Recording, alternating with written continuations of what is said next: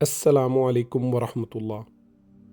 اللہ تعالیٰ نے جب سے حضرت انسان کو پیدا کیا ہے تب سے ہر شخص کا مزاج، اس کی خواہشات اور رجحانات دوسروں سے مختلف ہیں۔ امام مسلم رحمہ اللہ نے حضرت ابو ہریرہ رضی اللہ تعالیٰ عنہ سے یہ حدیث روایت کی ہے کہ رسول اکرم صلی اللہ علیہ وآلہ وسلم نے فرمایا، لوگ سونے اور چاندی کی کانوں کی طرح کانے ہیں، جو جاہلیت میں بہتر تھے وہ اسلام میں بھی بہتر ہیں جب اسلام کی سمجھ حاصل کر لیں۔ روحیں اکٹھے کیے گئے لشکر ہیں، جن کا ایک دوسرے کے ساتھ تعارف ہو گیا وہ آپس میں مانوس ہو گئے، اور جنہوں نے ایک دوسرے کو نہ پہچانا وہ اجنبی ہو گئے۔ نیز حضرت ابو موسیٰ اشعری رضی اللہ تعالیٰ عنہ سے مروی ہے کہ نبی اکرم صلی اللہ علیہ وآلہ وسلم نے فرمایا، اللہ تعالیٰ نے ساری زمین سے ایک مٹھی بھری اور اس سے آدم علیہ السلام کو پیدا کیا، چنانچہ آدم کے بیٹے مٹی کی اسی مقدار کے برابر مختلف اثرات رکھتے ہیں۔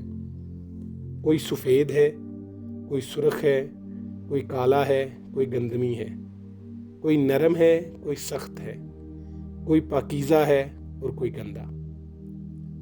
یہ بات کسی دلیل کی محتاج نہیں کہ ان طبعی اختلافات کے ساتھ ایک ہی طرز کا معاملہ کرنا کسی صورت صحیح نہیں بیٹھتا۔ جو ایک آدمی کے مناسب ہے وہ دوسرے کے لائق نہیں ہوتا، اور جو ایک کے ساتھ اچھا ثابت ہو وہ دوسرے کے ساتھ اچھا ثابت نہیں ہوتا۔ اسی لیے کہا جاتا ہے، لوگوں کی عقلوں کے مطابق ان سے بات کرو۔ ہاں، حضرت صلی اللہ علیہ وآلہ وسلم نے اپنے ساتھیوں کی تعلیم و تربیت کرتے وقت ہر شخص کے مقام و مرتبے کا لحاظ رکھتے اور اس کی نفسیات کو مد نظر رکھتے ہوئے اس کے ساتھ برتاؤ کیا۔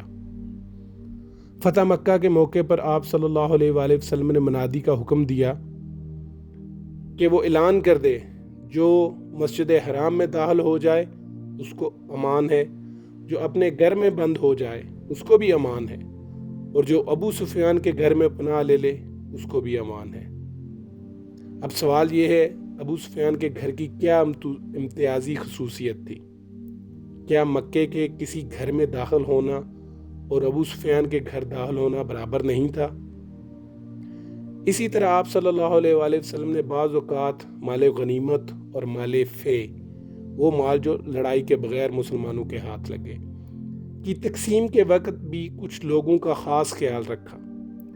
صحابہ کرام رضوان اللہ تعالیٰ علیہم اجمعین میں انتظامی ذمہ داریاں تقسیم کیں تو ان کی اہلیت کو سامنے رکھا۔ جو ذمہ داری معاذ بن جبل رضی اللہ تعالیٰ عنہ کے سر لگائی وہ حسان بن ثابت رضی اللہ تعالیٰ عنہ کو نہیں سونپی۔ جو کام ابو بکر و عمر رضی اللہ تعالیٰ عنہ کے سپرد کیا وہ صہیب اور خالد رضی اللہ تعالیٰ عنہ کو نہیں دیا۔ آپ صلی اللہ علیہ وآلہ وسلم نے ایسا کیوں کیا؟ اس لیے کہ آپ صلی اللہ علیہ وآلہ وسلم لوگوں کی نفسیات، ان کی صلاحیتوں اور ان کے دلوں کو گرویدہ کرنے سے مکمل آگاہ تھے۔ مشہور رائٹر ڈیل کارنگی کا قول ہے، مچھلی شکار کرنا میرا مشغلہ ہے، میں کانٹے پر مہنگی اور لذیذ ترین خوراک لگا سکتا ہوں، لیکن میں ہمیشہ کیڑوں کو بطور چارہ لگانا پسند کرتا ہوں، کیونکہ چارے کے انتخاب کے وقت میں اپنے ذوق کی پابندی نہیں کر سکتا، بلکہ مچھلی ہی نے اس کو نگلنا ہوتا ہے اور وہ کیڑوں کو پسند کرتی ہے۔ اسی لیے اگر آپ اس کو شکار کرنا چاہتے ہیں تو اسے اس کی پسند کا چارہ ڈالیں۔ ہم بھی لوگوں کے ساتھ برتاؤ کرتے وقت مختلف ذائقوں کو کیوں نہ آزمائیں؟ برطانیہ کے ایک زیرک سیاستدان لارڈ جارج سے پوچھا گیا کہ اس کے سیاسی عروج اور مضبوط حکومت کا کیا سبب ہے، جبکہ دوسرے یورپی ملکوں میں اس کے دیگر ہم اثر سیاستدان اس رتبے تک نہیں پہنچ سکے۔ اس کا جواب تھا، میں جس قسم کی مچھلی کا شکار کرنا چاہتا ہوں اس کو اسی قسم کا چارہ ڈالتا ہوں۔ حقیقت یہ ہے کہ خوراک اور چارے کا یہ تنوع بہت اہم ہے۔ آپ کے لوگوں کے ساتھ تعلقات جس قدر آپ کے لیے اہم ہیں اسی قدر ان کے لیے بھی اہم ہے۔ لہٰذا ان سے گفتگو کرتے وقت ان کے احساسات پر توجہ دیں۔ اپنی ہر ادا سے دلچسپی اور شوق کا اظہار کریں اور اپنے ذاتی مفاد پر ان کے مفاد کو زیادہ ترجیح اور توجہ دیں۔ جب آپ ان کی طرفداری کریں تو وہ آپ کے ہر کام کو پرجوش انداز میں کرنے کے لیے تیار ہوں گے۔ ہم ناگہاں زندگی میں ایسی شخصیات سے ملتے ہیں جو ہمیں اپنی شخصیت کے سحر میں جکڑ لیتے ہیں۔ ہر کوئی ان جیسی کرشماتی شخصیت کی تمنا کرتا ہے۔ یقیناً ایسی شخصیات میں وہ بنیادی اور اساسی خوبیاں ہوتی ہیں جو دلوں کو مسخر کرنے کے لیے ضروری ہیں۔ وہ لوگوں کے دلوں کے ساتھ برتاؤ کرنے کے فن میں طاق ہوتی ہیں۔ ہر شخص کے مزاج اور سرشت کو مد نظر رکھ کر اس کے ساتھ برتاؤ کرنا ایک اہم فن ہے۔ دوسروں کی محبت، چاہت اور احترام حاصل کرنا کوئی ایسا آسان کام نہیں۔ اس کے برعکس ان سب کو کھو دینا بہت آسان ہے، کیونکہ تحریب ہمیشہ تعمیر سے آسان ہوتی ہے۔ اگر آپ حسن سلوک اور عمدہ برتاؤ کی مضبوط عمارت تعمیر کرنے میں کامیاب ہو جاتے ہیں تو یہ سب سے پہلے آپ کے آنگن میں خوشیوں اور مسرتوں کے پھول بکھیرے گی، کیونکہ آپ لوگوں کی محبت و احترام جیت لیں گے اور ان میں آپ کے ساتھ میل جول رکھنے کی خواہش پروان چڑھے گی۔ اس کے بعد آپ سے تعلق خاطر رکھنے والے بھی خوشی اور سعادت سے ہمکنار ہوں گے اور آپ کے حسن سلوک کی مٹھاس سے لذت آشنا ہوں گے۔ میں نے علم و حکمت کے رنگا رنگ باغوں سے لوگوں کا دل جیتنے کے 30 دلکش پھول توڑ کر ایک خوشنما گلدستہ محبت تشکیل دیا ہے جو بڑے شوق اور وجد سے آپ کی خدمت میں پیش ہے۔ پہلا حصہ، جذباتی ٹکٹیں۔ دین اسلام کی اساس الفت، محبت اور معاشرتی ربط و اجتماع پر قائم ہے۔ یہ عزلت، تنہائی اور زندگی کی ذمہ داریوں سے فرار کا دین نہیں۔ قرآن نے مسلمانوں کو یہ دعوت نہیں دی کہ وہ زندگی کی ذمہ داریوں اور پریشانیوں سے جی چرا کر کسی ویرانے یا عبادت خانے میں گوشہ نشین ہو جائیں۔ لوگوں کے ساتھ میل جول اور ربط و تعلق رکھنا اس دین کی تعلیمات کا جوہر ہے۔ رسول رحمت صلی اللہ علیہ وآلہ وسلم نے بیان فرمایا ہے کہ فضیلت اس شخص کو حاصل ہے جو لوگوں کے ساتھ ملتا جلتا ہے، ان سے متعارف ہوتا ہے اور تعلقات عامہ کا دلدادہ ہوتا ہے، اپنی ہی ذات کے قلعے میں مسحور نہیں رہتا۔ چنانچہ آن حضرت صلی اللہ علیہ وآلہ وسلم کا فرمان ہے، وہ مومن جو لوگوں سے ملتا ہے اور ان کی اذیت رسانی پر صبر کرتا ہے، اس مومن سے افضل ہے جو لوگوں سے ملتا جلتا ہے، نہ ان کی اذیت رسانی پر صبر کرتا ہے۔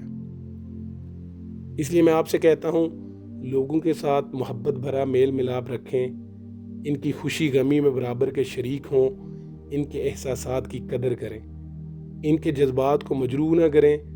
آپ کا دل آب گینے کی طرح شفاف ہے، اس پر سیاہی نہ ڈالیں۔ اپنے دل کو اللہ تعالیٰ اور اس کے رسول صلی اللہ علیہ وآلہ وسلم کی محبت، پھر اپنے والدین اور احباب و اقارب کی محبت سے زندہ و جوان رکھیں۔ محبت شباب کی تجدید کرتی ہے، عمر کو طویل کرتی ہے اور دل کو آشنائے اطمینان کرتی ہے، جبکہ نفرت دلوں کو بدبختی اور سنگ دلی سے بھر دیتی ہے۔ اپنے گھر میں اس قدر محبت کے موسم برقرار رکھیں جس کی فضاؤں میں وہ آزادانہ سانس لے سکیں۔ محبت زخموں پر مرہم کا کام دیتی ہے اور دل میں الفت و مودت کی حرارت گرمائے رکھتی ہے۔ لوگوں کی محبت کو اپنی ذات کی محبت پر ترجیح دیں۔ اللہ تعالیٰ سورہ الحشر میں فرماتے ہیں، اور اپنی ذات پر اوروں کو ترجیح دیتے ہیں اگرچہ خود انہیں سخت ضرورت ہو۔ جو نیک بخت خیر کو صرف اپنی ذات کے لیے ذخیرہ کرتے ہیں تو وہ انہی کے سینوں میں پھنس جاتی ہے۔ اپنے دل کو محبت، شفقت اور درگزر سے معمور رکھیں۔ وہ جلے نصیبوں والے ہوتے ہیں جن کے دل حسد، نفرت اور انتقام کی آگ سے جل رہے ہوتے ہیں۔ لوگوں کے دل جیتنے کے لیے درج ذیل طریقے سب سے زیادہ کرامت ہیں۔ نمبر 1، لوگوں سے محبت کریں، آپ ان کے دل میں جگہ بنا لیں گے۔ نمبر 2، لوگوں کے قریب ہوں، آپ ان کے دل مو لیں گے۔ نمبر 3، آپ کا دل سفید و شفاف ہے، اس پر کالی سیاہی مت اونڈیلیں۔ نمبر 4، لوگوں کی خوشیوں اور غمیوں میں شریک ہوں، آپ ان کے دلوں میں گھر بنا لیں گے۔ نمبر 5، لوگوں کے جذبات کا احترام کریں، ان کے احساسات کو زخمی نہ کریں۔ آئیں اب ہم نمبر 1 اس پہ تھوڑا سا تفصیلاً بات کرتے ہیں۔ لوگوں سے محبت کریں، آپ ان کے دل جیت لیں گے۔ انسان لوگوں اور معاشرے سے دور رہ کر اکیلا زندگی نہیں گزار سکتا۔ اس کے چند ایک جاننے والے لوگ ضرور ہوتے ہیں جن کے ساتھ وہ باتیں کرتا ہے، مشورے کرتا ہے اور ان سے اخذ و استفادہ کرتا ہے۔ فرمان الہی ہے، اے لوگو، بلا شبہ ہم نے تمہیں ایک مرد اور ایک عورت سے پیدا کیا، اور ہم نے تمہارے خاندان اور قبیلے بنائے تاکہ تم ایک دوسرے کو پہچانو۔ اس کا یہ یقینی تقاضا ہے کہ انسان اکیلا نہیں رہ سکتا، اور معاشرہ تو افراد ہی کے مجموعے کا نام ہوتا ہے۔ اگر ایسا ہے تو پھر ہمیں یہ ضرور سیکھنا چاہیے کہ ہم کس طرح ان سے محبت کریں۔ لوگوں سے محبت کرنے کا مطلب ہے کہ آپ اپنے دل میں کسی کے بارے میں، خواہ کوئی بھی ہو، کسی طرح کی کوئی نفرت، عداوت یا بدگمانی نہ رکھیں۔ لوگوں کے ساتھ محبت کا تقاضا ہے کہ آپ اپنی استطاعت کے مطابق ان کی مدد کریں۔ لوگوں کے ساتھ محبت یہ مطالبہ کرتی ہے کہ آپ ان کو مذاق اور استہزاء کا نشانہ نہ بنائیں، بلکہ بڑوں کا احترام کریں، چھوٹوں کے ساتھ شفقت کے ساتھ پیش آئیں، ان کی غلطیوں کی عذر خواہی کریں اور ان کے لیے دلیلیں تراشیں۔ لوگوں سے محبت یہ معنی رکھتی ہے کہ آپ ان کی خیر خواہی کریں، اچھے الفاظ اور خوبصورت اسالیب میں دنیا و آخرت کی خیر و بھلائی پر مشتمل امور کی طرف رہنمائی کریں۔ لوگوں سے محبت یہ کہتی ہے کہ آپ اپنے قول و فعل اور تلمیع و تعریض کے ذریعے ان کو اذیت نہ پہنچائیں۔ جو اپنے لیے پسند کریں وہی ان کے لیے بھی پسند کریں، ان کے ساتھ بھلائی کریں، ان کی لغزشوں کو معاف کریں، ان کی غلطیوں کی اصلاح کریں، ان کے عذر قبول کریں، اور حوادثات زمانہ کی تباہ کاریوں میں ان کے دست و بازو بنیں۔ سعادت اور نیک بختی یہی ہے کہ آپ لوگوں سے محبت کریں۔ ایک دانا سے پوچھا گیا، وہ کون سا کام ہے جس کو ہر کوئی کر سکتا ہے؟ اس نے جواب دیا، لوگوں کے لیے اچھائی کی محبت رکھنا۔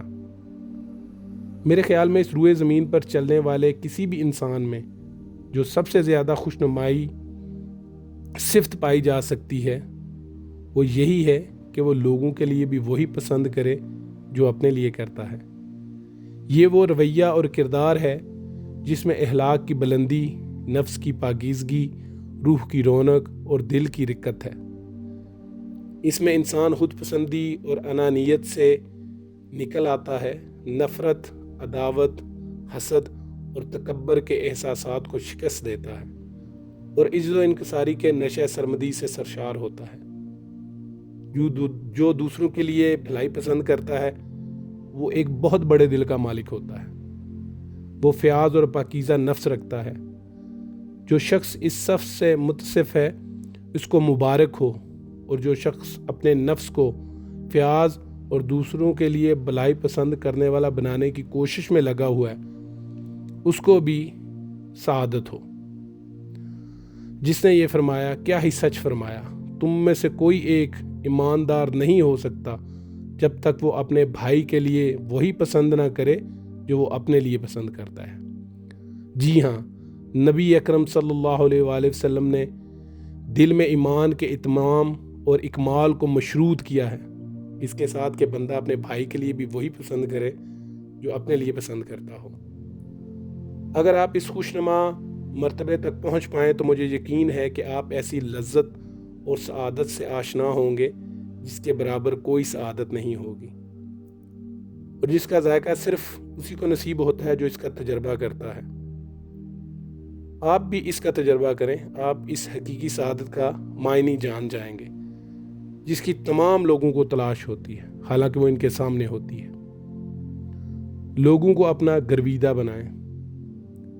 یہاں چند نکات پر گفتگو کروں گا جن پر عمل کر کے آپ پہلی ملاقات یا پہلے تاثر میں کسی کو اپنا گرویدہ بنا سکتے ہیں، کیونکہ زندگی پہلے تاثرات کو ہمیشہ یاد رکھتی ہے۔